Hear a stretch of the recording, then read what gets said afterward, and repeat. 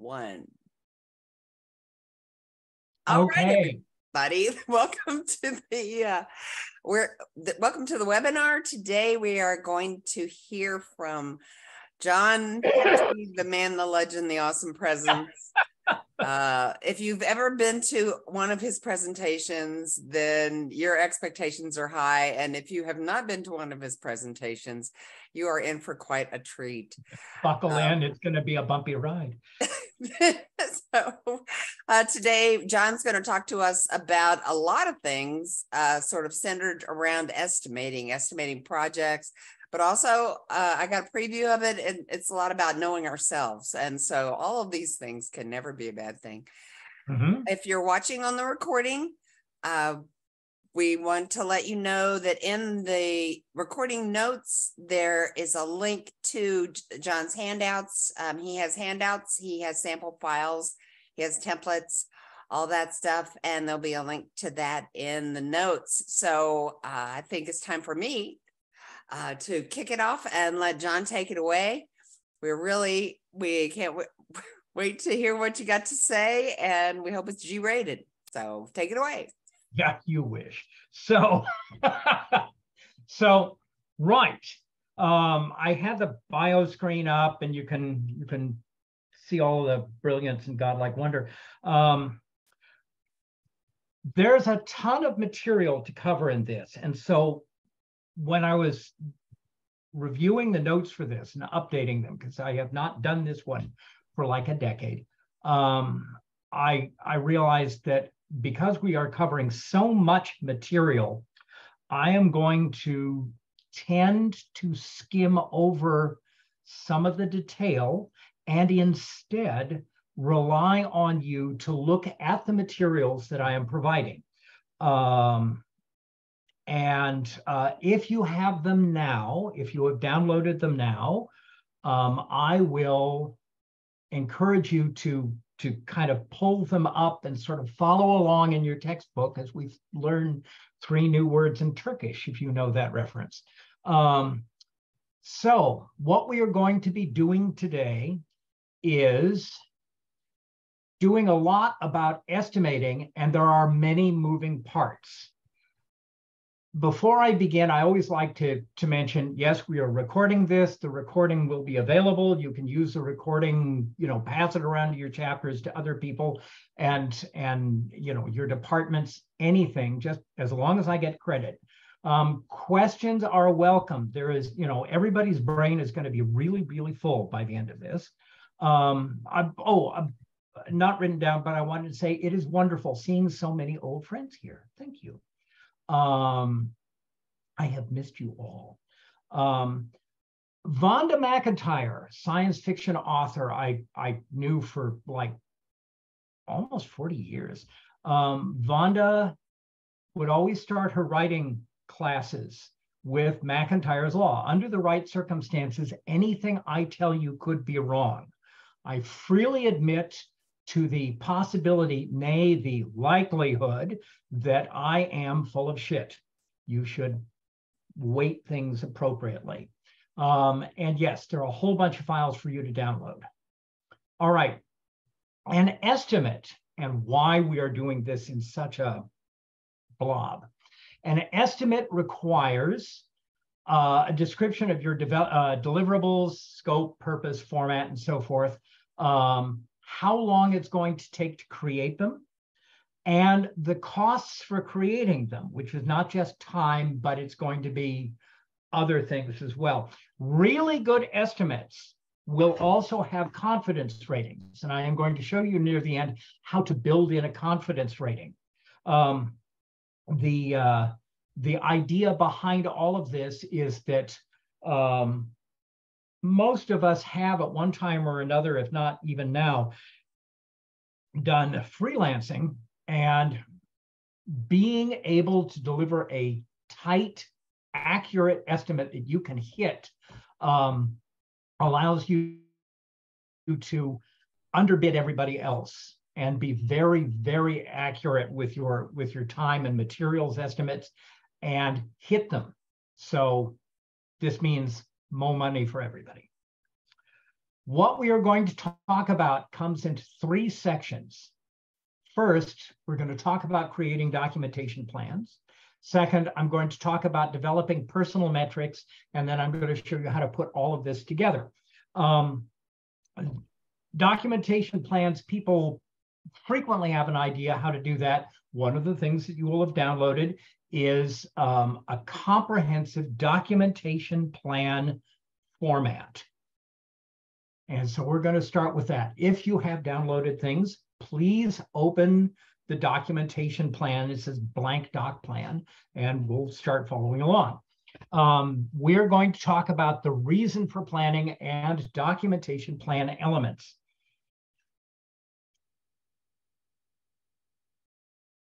Why you should plan. A plan, this is really pro forma. We could all say this. A plan states the goals. It talks about the details. It describes the process and all of the blah, blah, blah, blah, blah. Here's why you really should plan. McGee's Law, it doesn't matter how you get there if you don't know where you're going. You want to know where you're going, and you want to be able to tell that to anybody else. By the way, Paul McGee is one of the Flying Karamazovs. He's the guy with the big nose. And he said this back in their stage show in 1981 on Broadway. And I asked, do you mind if I use this? And he said, nah, go ahead. So it's been in a bunch of my books, and I rattle this thing off all the time. A documentation plan overall answers questions like, what do you want to write? How do you want to write it? Why? Where is it going to be written and produced? Who's going to do it, and when? 5 W's and H kind of a thing. The documentation plan format that we're about to walk through is something that I got introduced to in 1984 on my first official tech writing job by a woman named Linda Jake, who was our doc manager, who was at the time married to the guy who ultimately who had invented PageMaker with a couple of other people, and then had gone off subsequently to create Visio. And Jeremy is a pretty cool guy himself. So I'm going to talk about each of these pieces. And again, all of this stuff is in the documentation plan in detail. So the overview section, and there's a bunch of prefatory material that's basically packaging on the doc plan template. I have an executive summary. I have a signature sheet for the old days when we used to do things manually, things like that. But the really important parts are here. The overview is going to talk about the following, and I'm going to talk about each one of these in a little detail. The document name and type. Side note, the documentation plan format that you have is something that I have also used over the years for all of my book proposals. And so you'll see notes in the plan about, book name or, the idea that this might be a book, and like marketing info and things like that. It'll work either way. And I'd also like to say that each and every piece of this, every nitty little detail that we are talking about can and will be the source of a pitched battle. And there is no better place to demonstrate this than saying the document name. 1996, I was the doc manager for a company. And so I said, we're going, I'm kind of walking through this for an approval meeting with all of the players.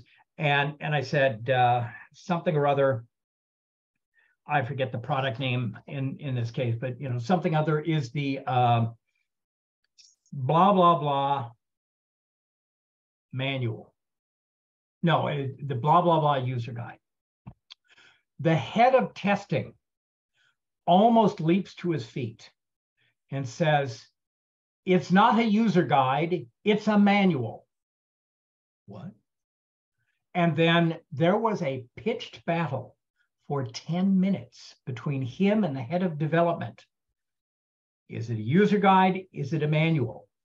And I just sat back and watched this. It's like, holy crud, guys. And so finally, we weren't getting anywhere. And I couldn't really distinguish, it was kind of like which side of a cue ball is prettier, the left side or the right side. It was that level of argument. So I finally said, okay, we're going to call it a user guide for right now, and we'll table this discussion, but we'll be sure to come back to it, he said, lying through his teeth.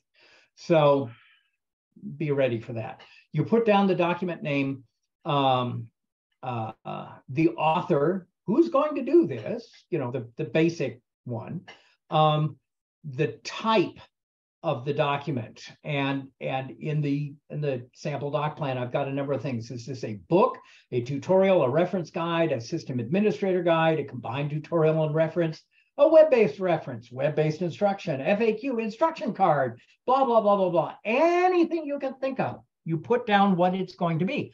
The scope, the purpose. You have the audience analysis. Who are you writing for? Again, it doesn't matter how you get there if you don't know where you're going. Goals for the document.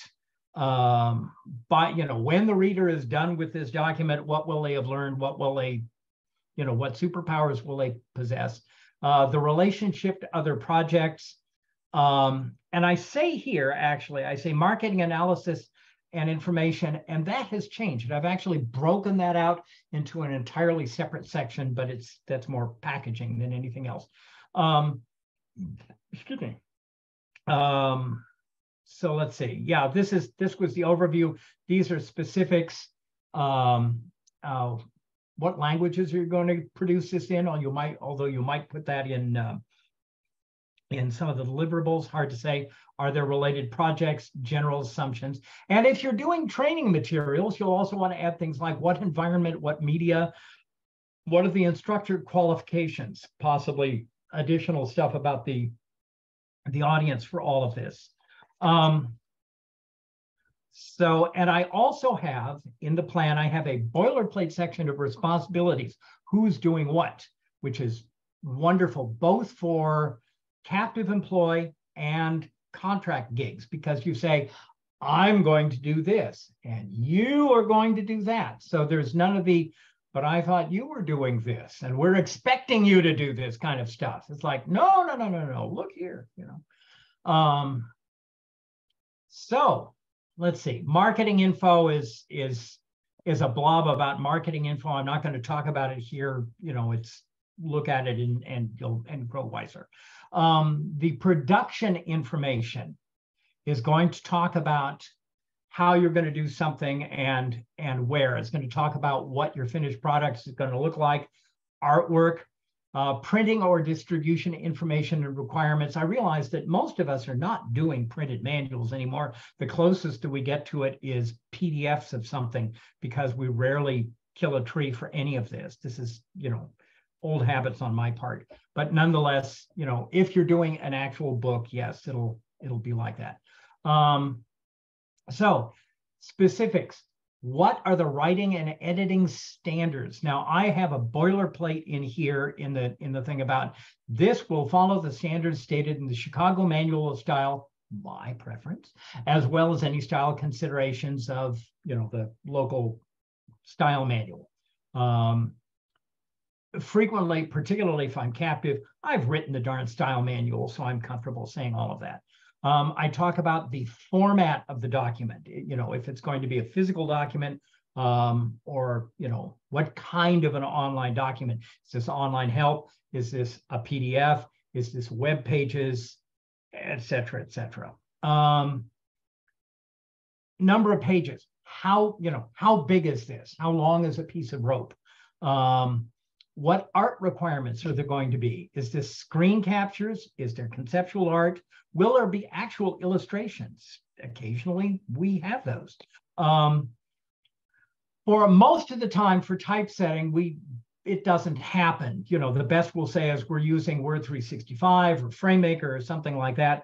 But you should mention something just so you know. And you can get fancier and say, I'm using such and such style template for this, if you wish. Do you need to say anything special about the layout for this? If you're doing a printed book, What kind of cover art will there be? How many copies will you be printing at first? Is there anything you need to know about the printing? Related materials, it says CDs. Ha, you can tell how old this is. Templates, quick reference cards, and are there translation requirements? Staffing, which I always think should be spelled STAPHING. Staffing, who's going to do this? You want to list all of the players that you can. And specifically, you want to talk about who's writing it, who's editing it, who's indexing it. Usually that's us.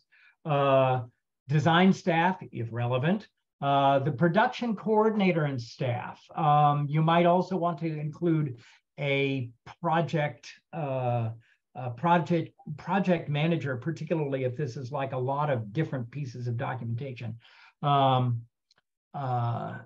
Who's doing, excuse me, who is doing the layout, if you're feeding all of this content to somebody to lay out, who is coordinating the artwork, if there's a lot of artwork. Your source material experts, you might want to identify your SMEs right up front so they can budget their time. And this can be also done as part of your detailed outline, listing, sorry, hang on, listing the SMEs for each chapter or section. Similarly, you will want to talk about your reviewers, and I tend to break things out in the plan, 3 types of review: overall content and style, technical reviews, standards and format. Testers, do you if this is technical stuff, and for most of us it is, somebody needs to test this. Somebody needs to run through all of this and make sure it works. And then a section on individuals responsible for approval. And when I say individuals, I mean individuals. There shall be one and only one person who approves it for the content and style, technical standard, technical information, and standards and format. Because if you send this off to a committee to get something approved, your liver will come off in chunks. Just do not do it. Also, if you're doing training materials, you want to run this through instructors as well. Right. Schedule. When? Generally, when are the phases of a project due, and what assumptions went into determining the schedule? Sorry. And this is kind of free form. I've got some sample stuff here, but in the plan, but it's like we might have something as simple as this. You will probably be able to look at your outline and identify what the timing is on all of this. And later on, when I'm putting all of this together later on, we'll be talking about the estimating spreadsheet, which will give you a comprehensive breakdown of things, and you should be able to make some plans about time and review time and everything else. And this is some sample stuff. Again, we're talking about printed manuals and CDs. You can tell how long I've been doing this particular presentation. The outline, this is an in-depth outline to the nth degree. And you want to write this up as tightly as you can, knowing that it'll probably mutate by as much as 50% by the time the project is done. Let me take a quick look. And again, I have detailed sample material in the doc plan taken from a book that I did in 1999 and 2000 called the RoboHelp 2000 Bible. And I grabbed like the outline for the first few chapters. And so you can see how I did all of that. If you hand this out to people for approval, then they're going to look at it and go, Dan, you're cool. And you will be. There is a section that is optional, terms of agreement. If you're doing contracting, This is a section that will let you use the document, the doc plan, as a contract document, an agreement of what it is that you're doing, and you can put in, rates, charges, etc., and make it a signature document and incorporate it into your agreement by reference, or even say this is the terms of agreement for our gig. The terms of agreement, you can bundle some of this into your overview if you are working captive and you're just kind of doing this. But responsibility, the final deliverables, assumptions on which the plan is based. There will be, everybody's responsibilities will be listed, deliverables, assumptions, conditions for renegotiation, always a good idea. If there's scope creep, you want to be able to put that in without having to renegotiate everything, so you'll have like a workflow addendum or some such. When you have your brilliant doc plan written, you need to pass it out to everybody. So you draft this thing, and as a side note, once you get the hang of doing this, you can whip these things out really quite quickly, literally in a matter of hours. Somebody says, I need a doc plan for X, and you can probably womp this thing out in 4 to 6 hours when you get good at it, assuming you've got enough information. So it's not like a big deal. You'll have your initial doc plan review. You'll send it around to everybody and say, this is what I'm going to do, how I'm going to do it, and when. And they'll say yes or no as the mood takes them. And then you'll have a sign off. And then when you need to do revisions to the doc plan, not everything needs to be signed off, but if there's an update, you need to distribute it. You may want to have this like on, say on a Google Drive or something or other, in read-only format, so that you can say, then you can send out a note, I have updated the outline here and here, something like that, or somebody got COVID, so we're delaying X by a week and a half, something like that. I don't know. And so there will be enough information and enough distribution. As always, we are kind of the arbiters of what is a minor change and what is a major change, and we make it up on a case basis as necessary. Summary. Doc plans tell you and everyone else what you're doing. When somebody looks at your doc plan, they will be able to identify exactly what, when, how, and what they can expect to get out of it, and a good idea of who's going to be doing what. They give you a goal to aim for, because you know what the deliverables are you need to create and what those deliverables need to look like, both internally and externally. Doc plans make you look good. The idea of making ourselves look good is a running theme in my entire life. We are doing things that when you hand somebody a doc plan for a, say it's a user guide for the DX300 transponder with the left glow in the dark nostril inhaler, when you hand somebody a doc plan that says this manual will be roughly 240 pages, and the outline is like this down to the fourth level headings, and it's going to take me this long, and this plan is probably about 22 pages long. Please read it and let me know what you think. The message under all of that, and it's beautifully formatted, the message under all of that is, I have my act together. I know exactly what I'm doing. And all of the things that we're going to be doing in this session are going to be underlying the idea of, I know exactly what I'm doing, and I am showing it to you, but I am in no wise being snotty about it. This is just my basic standard, you understand. So, but if you wanted to be snotty, it would, the message is, I've upped my game, now up yours. Doc plans make everybody accountable because they say who's doing what. And when I say can also protect you when people decide to make arbitrary changes, the doc plan is basically a signature document, whether captive or freelance. And the doc plan says, I've agreed to do X. And then if somebody comes back and says, well, why didn't you do Y? And you say, I don't see that in the doc plan. And in fact, I have an example. Back in about 2007, I was working for a company. And so I was doing this whole huge new manual for a product.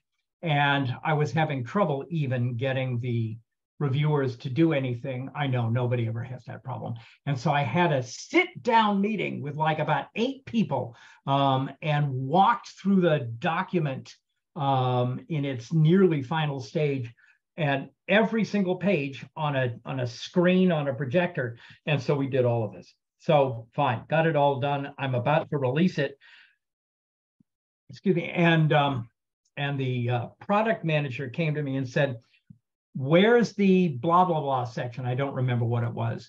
And I said, we don't have a blah, blah, blah section. And he says, but it's a new feature. And I said, and it's very important. And we brag about it. And I said, but we don't have one. And he says, well, you didn't put it in there. And I said, well, no, I didn't, because pulling out the doc plan, show me where on this thing, what you approved, Keenan, that says we were going to do a blah, blah, blah section. And he blanched. And he said, we really need this. What can you do? And so, we had a hard deadline on getting this thing out. And so I said, well, I can do this. He says, that'll do. So we had like 2 pages. So there it was. But basically, the doc plan was my shield on this. And finally, the doc plan gives you a great tool for post-mortem analysis. You can look at the doc plan and said, well, I thought it was going to take this long, or I thought we were going to just do this, or I thought our outline was going to be only this, and then we had this much scope creep for whatever, something like that. All the units. Right, he said, looking at his notes. And that's all I have to say right now about doc plans. Again, take a look at everything. And you are welcome to ping me subsequently with questions. I will say that the format you see this in, it's largely unchanged from when I got it in 1984. We used to print this out on Diablo 630 daisy wheel printers, those big, noisy, awful things. And so I didn't have a lot in the way of formatting options. But other than that, this format is unchanged. I still have my very first doc plan using this broad template printed on the daisy wheel printer, and it really is about the same. I've added sections, but it's about that. All right, before I launch into section 2 on personal metrics, and this is going to be new stuff for most of you, are there questions about doc plans, please? Do we have a raise hand option or something? I don't remember. Just open up your mic and blurt it out. We do, and everybody does have microphone rights, and we also have the chat if you're shy, but we would love to hear your voice. So if you have a question, speak up. Nope. Okay. On we go. Part 2. Developing personal metrics. We're going to talk about tracking your time, tracking your projects, and making sense of all of it, putting it all together. A metric it's a fancy word that's how you measure something. Metrics can be simple or complex. They can be for anything at all, with whatever level of accuracy seems appropriate. And I'd like to mention something I am enormously fond of, which is Gilb's law. Anything you need to quantify can be measured in some way that is superior to not measuring it at all. It doesn't matter too much if it's really inaccurate, but if you have some handle on measuring it, you'll be able to do a little better. Now, estimating, an estimate is a guess. I think we're all clear on that. And a metric is a measure of, call it productivity for want of anything better, that is hopefully accurate. Again, going back to Gilb's law, if you've got a measure, it's probably better than not. and if you combine the two, any estimate that uses metrics for its data or process, it may be a WAG or even a SWAG.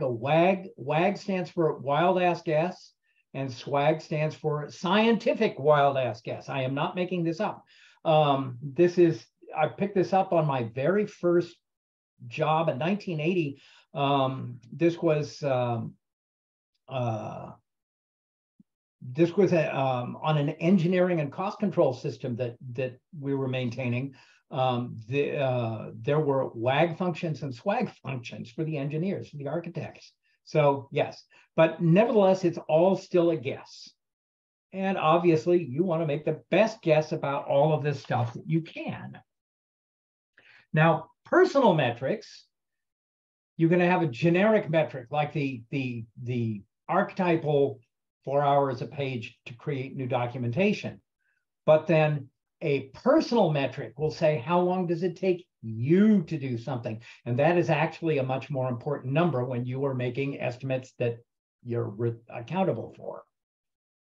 So you need to budget for things like how much gear up time do you need? How fast can you do something? How much effort will it take? What kinds of problems might you encounter in the doing of it? And I'd like to mention that some things are going to take each of us longer than the other. If somebody asked me to write, these days I'm writing compliance and regulatory documentation and loving it. Excuse me. And I've done decades of writing user guides and things like that. And my feeling these days is that I'd probably rather shove hot tar up my nose than write another user guide. But even so, I could do it if called upon. And, I could do it pretty quickly. If somebody asked me to write a maintenance manual for the Pratt and Whitney 247 turbine engine, or a programmer's reference manual with code samples, I'd be doomed. I couldn't do that easily, if at all. So you want to develop metrics that also include the stuff that you're writing about. So you need to gather a bunch of data to develop personal metrics. Everybody here has been doing this for a while, so you're going to have some data in your background that you can start gleaning. And we want a simple tool for gathering your basic data. And I am going to show you what has to be the world's simplest tool. 1, get a steno pad. I'm talking about those green things with the line down the middle. Put it on your desk. When you clock in, write in the left column and the exact time in the right column. And it's going to look just like this. Oof. As your day goes by, each time there is a change in what you're doing, a state change, I'll refer to it as, you log it and enter the time. So I tend to use abbreviations like this. Excuse me. And so you'll start accumulating data on your steno pad. It'll usually, unless you're having a really interrupt-driven day, it's usually only going to be like a, 1 page of the steno pad and maybe a quarter to a half of the second page. It's not a big deal. And so you'll have something like in email, 8:36, which I did for 9 minutes. Then I leapt out, got coffee. There was a phone call I made 4 minutes later, worked on chapter 3 from 8:54 to 9:12 when I got interrupted by a phone call coming in, back to chapter 13 2 minutes later, like that. Tips: as long as you're on the clock, you log absolutely everything when it happens. You cannot say, I'll remember. Oh, hell no. Half an hour later, you will not have the minute count on what it is. You want stream of consciousness logging.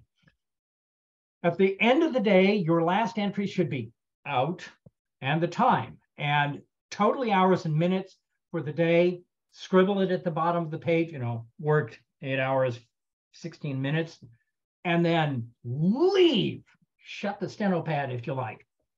You want to do this by hand in the steno pad. You do not want to use a spreadsheet. I know it seems tempting, because going to a spreadsheet, pulling up the spreadsheet, even if it's already open, all of that represents a state change in itself, and you can kind of get caught in the loop. Just do it by hand. It'll be fine. You don't need to get fancier than that. First things you'll notice, you don't work on anything longer than 15 to 20 minutes ever, almost certainly. There will be occasional changes, but I mean, for example, I was working on Monday on reformatting a document. And while I can truly say I worked on this document for about 3-4 hours of reformatting with a new template, because it was kind of messy. Nevertheless, that wasn't really, and I started, right before lunch, and I kept going. No, there were stops. I drink a lot of sparkling water. Trips to the bathroom because I had to make room for more sparkling water. There was email that popped up, Slack messages, things like that, and you want to keep track of absolutely all of that. When you are logging things, it's going to keep you honest. You're minimizing your personal interaction and reorganizing things for more efficiency. Now, granted, for most of us working remotely, we are far less hit by people walking by our desks, so to speak, or we got up to walk over to where the coffee is and nattered for a few minutes or something. So there are fewer chances for interruption, but there are not no chances for interruption. And I'd like to mention, as a side note, a thing many of you know about called the Hawthorne effect. About 100 years ago, Gilbreth, the master of production efficiency, was doing a project with Westinghouse to find out about the effects of lighting on productivity. So at the Hawthorne Street plant for Westinghouse, they had the lights at whatever the level was, and they said, we're going to be doing some tests and of light and how it works on efficiency. And so the first week they cranked the lights up 10%. And efficiency rose. And they're going, cool. And they cranked them up again, and efficiency rose again. And they cranked them up to the point where they were, where the lights were half again as bright as when they'd started. And efficiency had gone up, productivity had gone up every single time. And they thought, damn, we're on to something. So they said, okay, back to normal. Now we're going to check about reducing the light. And so they back to normal. And then the next week, they reduced the light by 10%, and productivity rose. And then they dropped it another 10%, and it rose again. And they dropped the light 50%, and productivity had gone up every single time. And what they realized was that they were not measuring the lighting level effect. They were measuring how people were reacting to the knowledge that there was a change and what the goal was.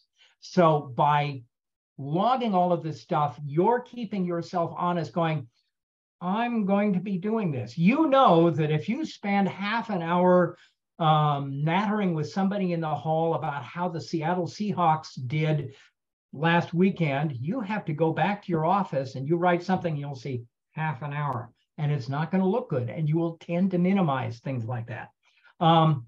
And you don't have to be a robot. You can talk about the Seahawks. You can spend time getting coffee and catching up on gossip, who knows, but you will definitely be more focused. And in fact, when you start assessing as you develop more data, you're going to start picking up patterns in all of this. When are you most productive?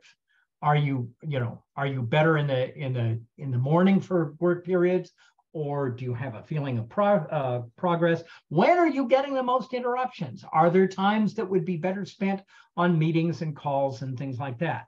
And how productive are you overall? And I can give you some actual metrics on that. If you're a contractor, it behooves you to have 80 to 85% productivity of your time. And based on decades of experience, that's really hot stuff. Employees tend to work at about 60 to 70%. So if you're an employee and you suddenly up your game by 10 to 25%, depending on your overall productivity, that's a wad. It will be noticed, and certainly in your favor. All right, let's see. And that's probably about all I have to say about that. I'm trying to think if there's anything else.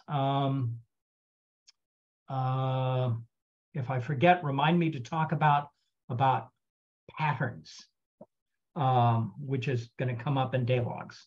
Now, time logs are, basically right then in the minute, and it's all mechanistic.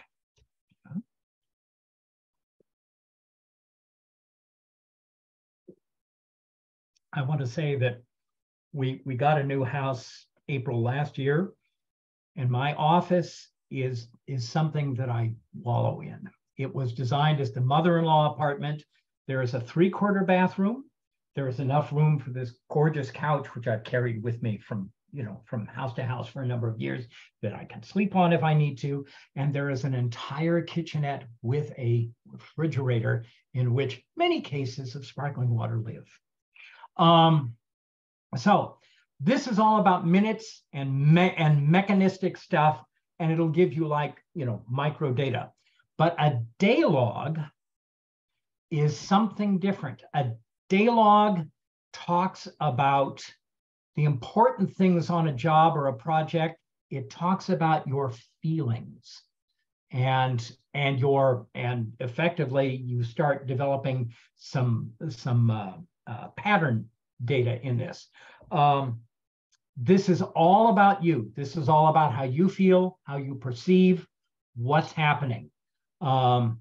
Definitely log the decisions, pronouncements. My day log, for example, right now has a lot of stuff about, there we go. Sorry, screen was glorping for some reason. Let me get this back. There we go. My day log is talking all about, handed X off for review, things like that, so that I can sort of keep track of when I did this. And I'm not having, there's not a lot of politicking or anything going on. Oops, there we go. Things are calm. I like where I work. But you want to use things in their, personal references. It feels like that time when so-and-so announced that we were going to, 3 weeks before we delivered, that we were going to turn the product sideways and paint it green, and then it was a complete balls up disaster, something like that. Excuse me, in your day log everything that you feel, even if the only thing you know is that you went to a meeting and came out and you can't tell why, but your tummy is tight. If that's the only data point you've got, log that, because you need to know that. You need to mark the date of when this thing happened and even the trigger for it. Right now, for example, I have something, my boss, who I like, he's a good guy, but nonetheless, he has an idea about something he wants to do that is a worthy idea in its own right, but it's too damn soon. We can't be doing this. Now, I'm looking at this and I'm going, I've been having this increasing feeling of, I can't say for a fact that we're going to steer onto the rocks and sink and die, but it's feeling more and more like that. And so I've been making notes about that. And I started doing some reading about this concept, and I'm being deliberately vague. And it's a good concept, but I'm beginning to get a handle on why this is a bad idea and why we are not ready. And so I'm making notes about that. So, I can point to all of this. Tips on this: keep your day log private, really, really private. If you're doing it right, you're going to have all kinds of damning stuff. You will say rude things about some people. I guarantee it. You will say self-incriminating things about you. You don't want anybody to know any of that stuff. And if you notice that your productivity percentages on your steno pad have suddenly just cratered, then there's going to be a reason. And so you'll go, geez, I'm spending a lot of time and I'm not getting anything done according to my steno pad. Why? And then go, mark where that happened on the steno pad, what day, maybe even what time, and then go back to your day log and say, what happened here? Oh yeah, they suggested that the company might get sold or something like that. So you'll be able to start connecting the two of them, and reveal the existence of the day log very sparingly. As far as everybody else is concerned, you're not doing this. And a worthy note: you can use the day log to generate your list of accomplishments salary review time. In 1989, I was working for some podunk company, and it was salary review time, and my boss, who was, think of Richard Deacon out of the Dick Van Dyke Show, Mel Cooley, but without the humor and character. And so he was going, well, what have you done? And so, a reasonable question.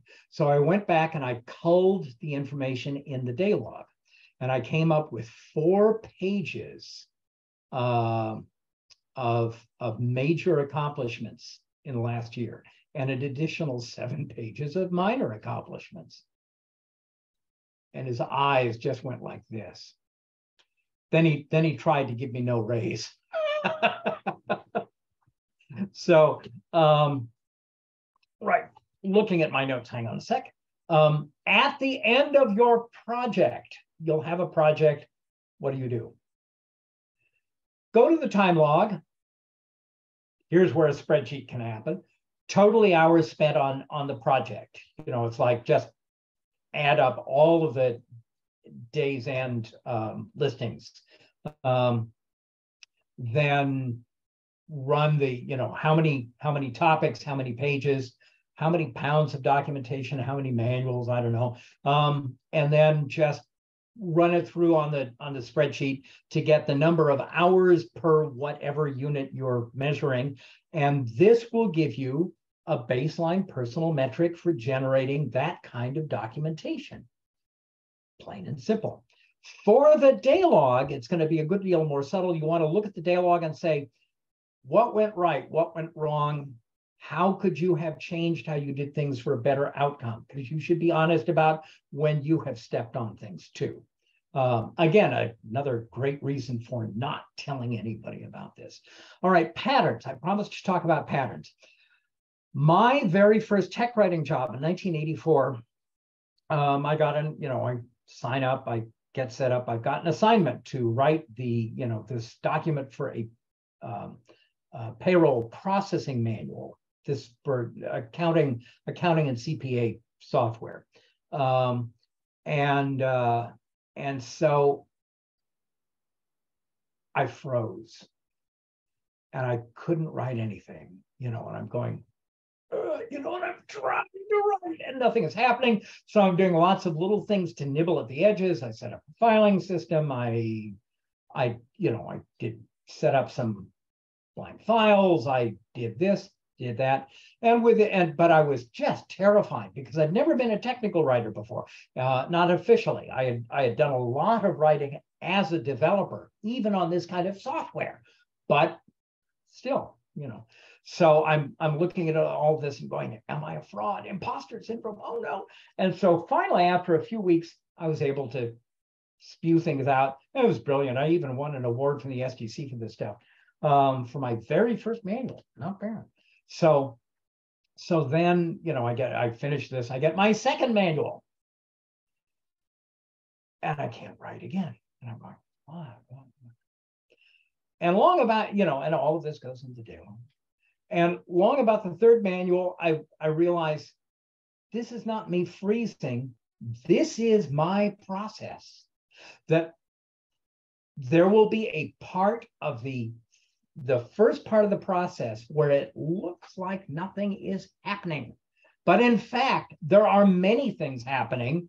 You know, I'm getting used to the product. I'm doing this, I'm doing that. I'm doing all of this stuff in the background while I'm chewing on what I'm going to write. And then I do, and I spew out brilliant and godlike prose, and it works. And that is an important part of my process that I really wouldn't have known without the day log. Similarly, I've noticed, you know, particularly when writing books, that the nature of how I write a book is that darn it, my computer keeps gorping, is that, hello, there we go, is that I will have a couple of phases in a book, one of which is how long usually about chapter 5, give or take, I will have what I tend to refer to as the chapter that would not die. And, you know, where we're saying I'm knocking out a chapter every 4 or 5 days, this thing will take me sometimes as much as 3 weeks. And I'm going, God, will this never end? And then I get done, and it's like, oh, well, it's 2-3 times the length of the other chapter. So of course it took a long time, you know, because of whatever it is that I am covering. And then there's a thing I call the chapter 6 phenomenon, which I and my favorite co-author and a couple of other people I know experience, which is long about, you know, I've laid out my vocabulary of concepts in the book. And then long about chapter 6, more or less, I'm sort of turning, pivoting 90 degrees, and I'm saying, okay, you've got all of the basics. Now here's what we're going to do with it. And the chapter 6 phenomenon is indeed taking time and moving from one viewpoint to another. And I just had to get used to my patterns, and the day log will help you. You know, if you're writing in the day log, you know, day 17, still on the desert island, no rescue in sight kind of a thing, when you go back and start analyzing, you'll go, oh, that's part of the process. That's just what happened. Right. Okay. How are we doing on time? Let me take a look. Oh my God, I'm brilliant. Okay. Section 3. Here's how we put all of this stuff together, and here's where the magic is going to happen. So we've got all of this raw data, and we're going to talk about how to estimate. And I need to get another soda, so if you'll excuse me, I'll be right back. Talk amongst yourselves.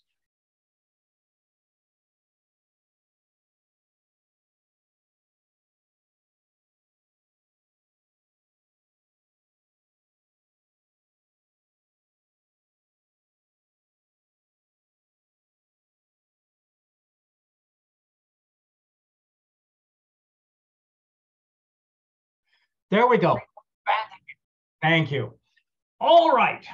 When last we left our hero, we had doc plans, we had time logs, we have day logs, and some ancillary stuff in between. Now we're going to synthesize all of this with one more tool, also available on the downloads. All right, the doc plan has identified the project's deliverables. What are you doing? Who's doing it? Schedule, and so forth.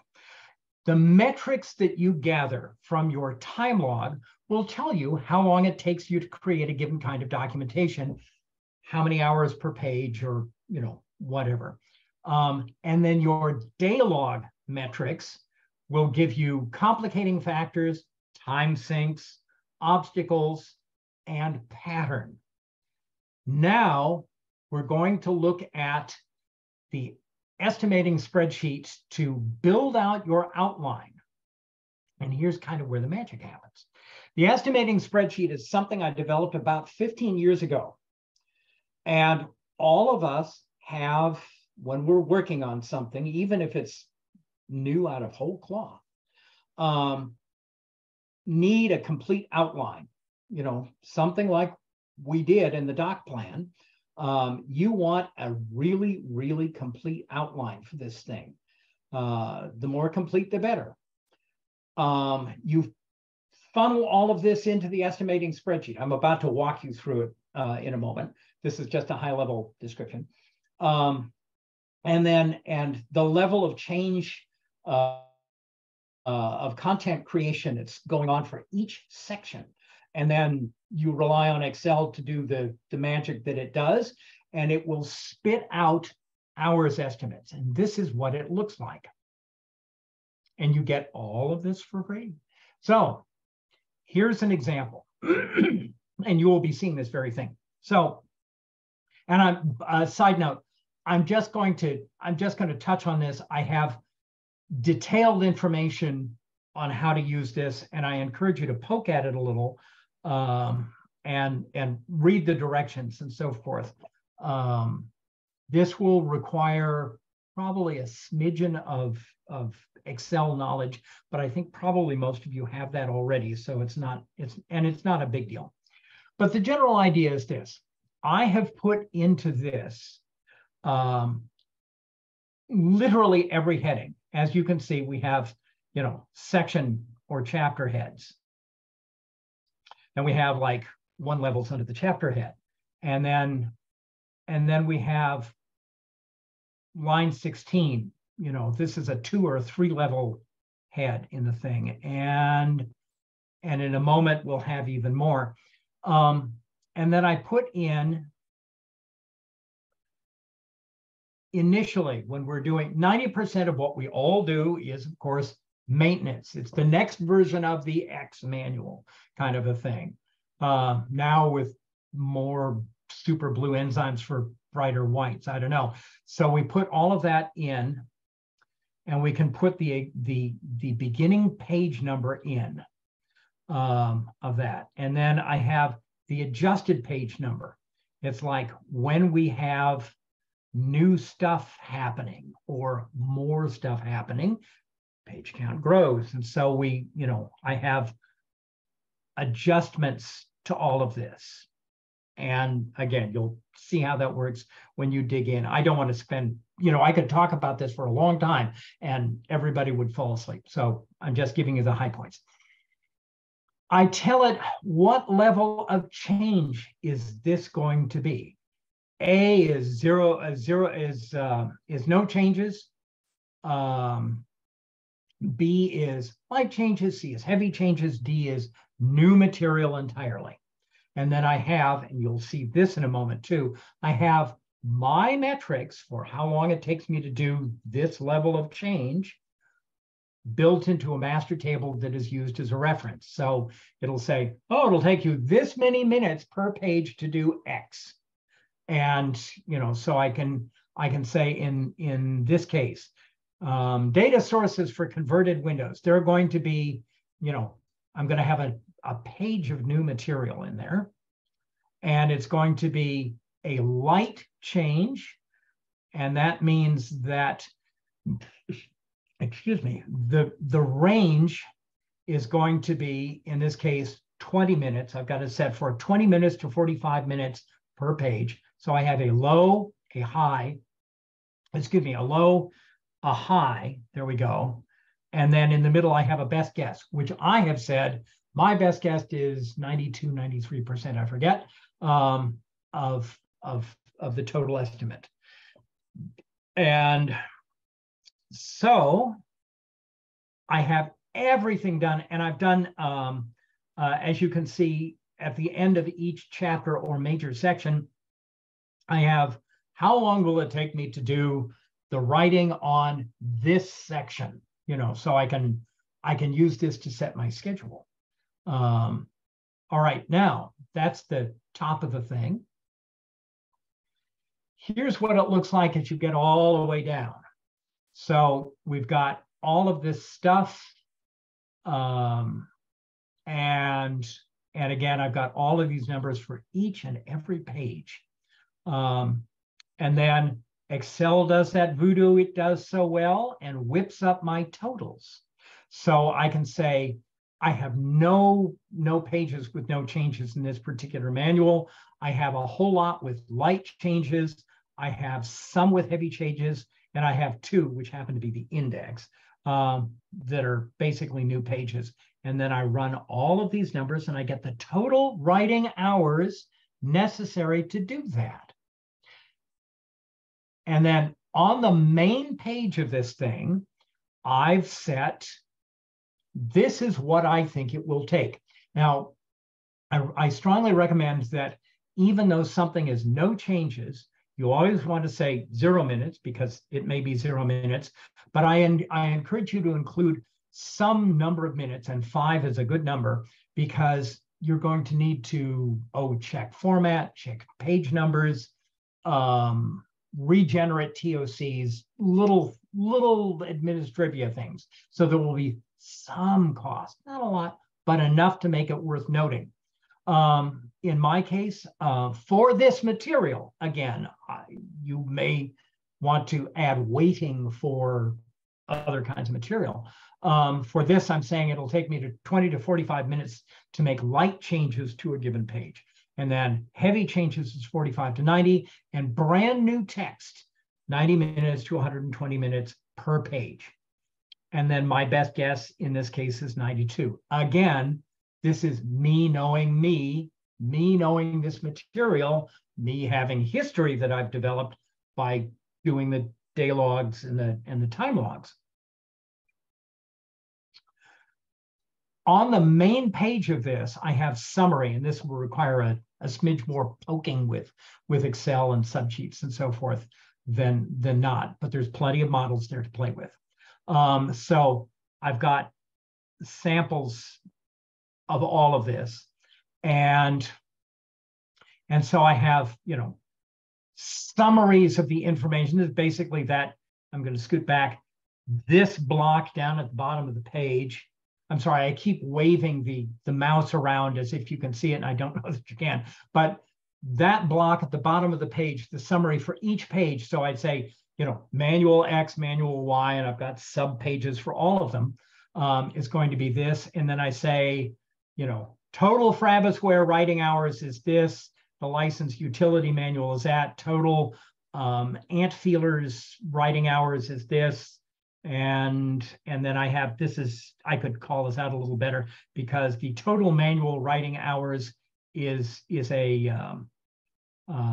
really the sum of the preceding 3, and then creating the online help and creating README files, and then total hours overall is, and all of these numbers are low,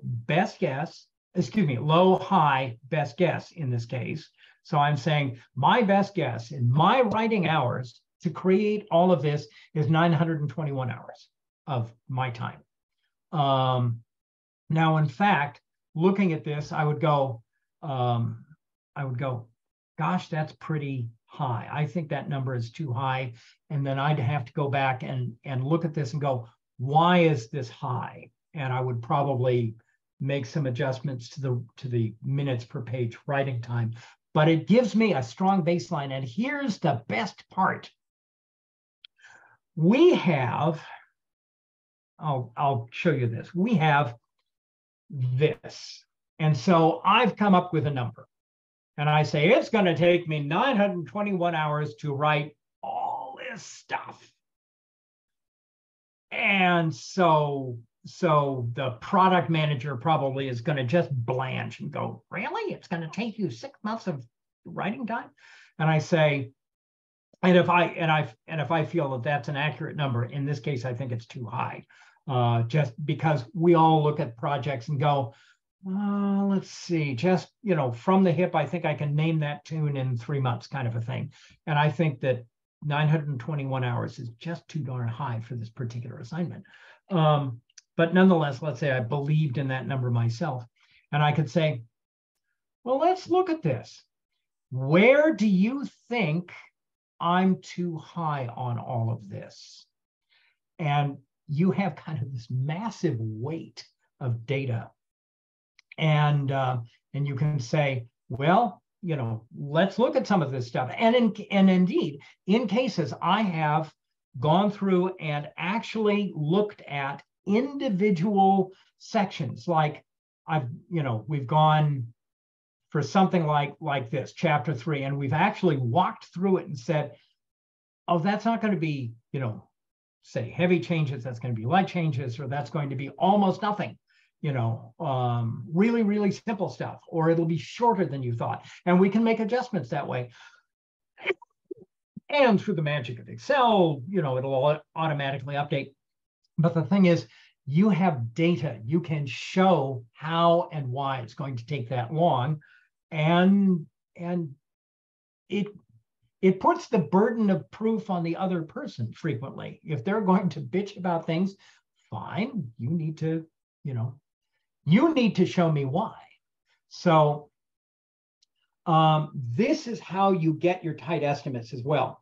If I've said, oh, I think it'll take me a week and a half to do this chapter, well, maybe it will, maybe it won't. And maybe your from the hip guesstimate is going to be just fine.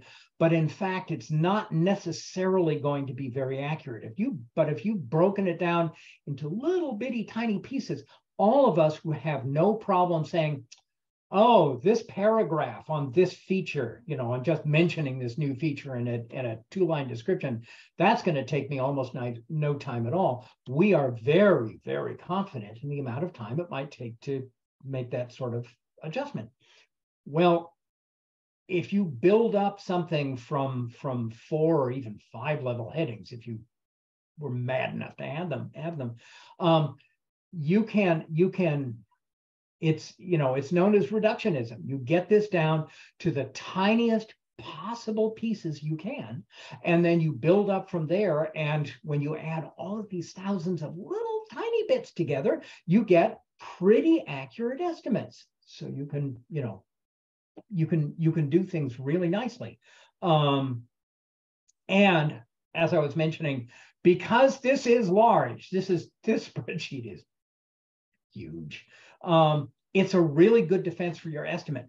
And again, look good. This lets you show that you have considered every possible angle to this, and you know exactly what something is going to cost. Now, as I said before, this is complex. I put a lot of time into developing this, and I am not going to batter your senses with this. I said the spreadsheet has good documentation on the help and info tab. In fact, I looked at the help and info tab. It's not very complete, but I've got a document you can download that is like 2 pages of complex instructions. And I realized that it is a male learning style saying, oh, go poke at it, you can't hurt at it. But nonetheless, read the instructions first, use the models in the sample, and yes, go ahead and poke at it a little. But I encourage you to read the instructions first, because there's lots of moving parts. There's woo-woo factors going on. And if you get really stuck, ping me, and I will say, oh yeah, you just need to put this over on the other side. It'll be fine. So, this is my favorite part. And I have some final tips. When you start, you're going to be extrapolating from too little data. It can't be helped. We all got to start somewhere. Most of you have been doing this for decades, and you'll have a strong feel for this. You're already pretty good at estimating, I think. So, this will dovetail nicely, but you're still going to be working on, getting the hard data that actually maps out to something that you measured in your time log and your day log. That's kind of a new level of accuracy. Go with it. All sorts of things can and will go wrong, and God knows we know that already. Different documents take differing times to create. We know that already too. The most dangerous project is the second one. You might not know this. When we do our first project, and it's just brilliant. Then we do a second one. And the only model we've got to go on is what went right on the first one. And maybe that applies and maybe it doesn't. So the second one is frequently a very, very dangerous project because you're going, but it worked last time. Well, yes, it did. But that's not this time. You don't have the meta process. All this gets a lot easier when you do it. As I say, the doc plans, first time I did one, it took me days. And nowadays, you know, I've done this for 40 years. I can blast out an entire 20, 25 page doc plan for a document, for a book proposal, for whatever, in, you know, in a matter of hours. It's not a big deal. I'm just used to it. Similarly, when you know, doing the day log, you have the day log file quietly open in the background. I have a file on my desktop that does not have the name day log. And I just open that up and I, you know, meeting. It's like, you know, Wednesday, you know, boss said this, sounded like a great idea. You know, we'll hear more from the PM. And it, you know, you just accumulate this. When you are done with any project, go back and get your actuals versus your estimates. Feedback refining. Use the day log to refine, to identify your pitfalls, what really went wrong. Could you have predicted it? Chances are you couldn't. You know, somebody had a meltdown or something like that. It happens. Refine your process for the documentation. If your day log says, this feels like the time when, you know, 20 years ago, go with it. You know, that's what you feel. And there's a reason, because it's probably about the same thing. And above all, remember what happens. Always keep, you know, and I'm always reminded of that lovely line out of the third Indiana Jones movie where Sean Connery says, I wrote it down so I wouldn't have to remember. Good estimating matters because the better you can estimate, the tighter you can set your prices, the tighter you can set your budgets, the tighter you can set your deadlines. You can say, why, yes, I can name that tune in 3 notes. You can make really accurate bids. You can tighten your schedules so you can squeeze in that much more work. You can also, you know, you can also add padding in there so that you have a relaxing time. We don't tell anybody about that, but yes, you could. You don't have to work like a mad hero to look like a hero. You get everything done with no drama. Bosses love that shit, let me tell you. And if you're not working, you know, evenings and weekends to meet a deadline, bosses worry. They, you know, they might maybe be pleased that you're willing to put in the extra effort, but they would much rather that you are able to get the thing done in your straight job without doing anything special, because they know they've got that much budget for, God, could you put in some extra time in the next 2 weeks and, you know, like that, because you're not already maxed out. And again, closing, the whole reason we do this, you'll look like a hero. Thank you very much for your time.